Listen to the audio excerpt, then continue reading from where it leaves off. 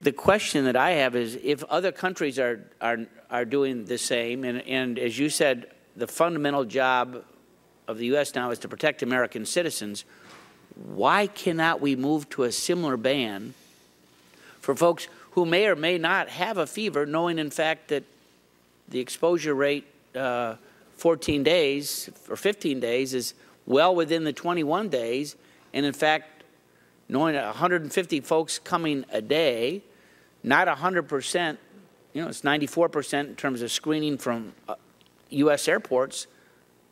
It seems to me that this is not a fail-safe system that's been put into place at this point. Mr. Chairman, may I give a full answer? I look forward to it.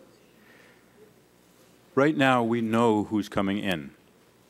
If we try to eliminate travel, the possibility that some will travel overland, will come from other places, and we don't know that they're coming in, will mean that we won't be able to do multiple things.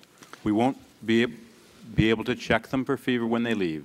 Do we not have, if I can interrupt you just for a second, do we not have a record of where they've been before, i.e. a passport or travel status as they travel from one country to another? Borders can be porous, especially, may I finish? Go ahead. Especially in this part of the world. We won't be able to check them for fever when they leave. We won't be able to check them for fever when they arrive.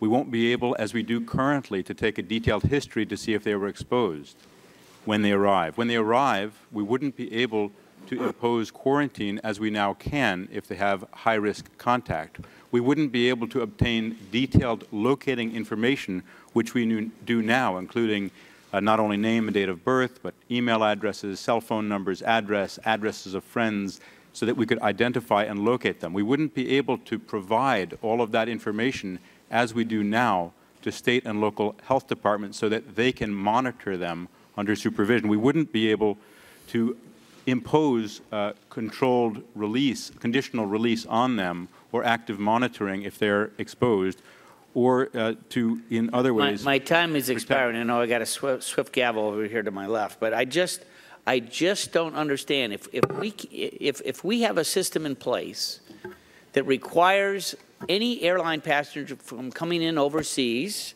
with a date of birth to make sure that they're not on the anti-terrorist list, that we can't look at one's travel history and say, no, you're not coming here.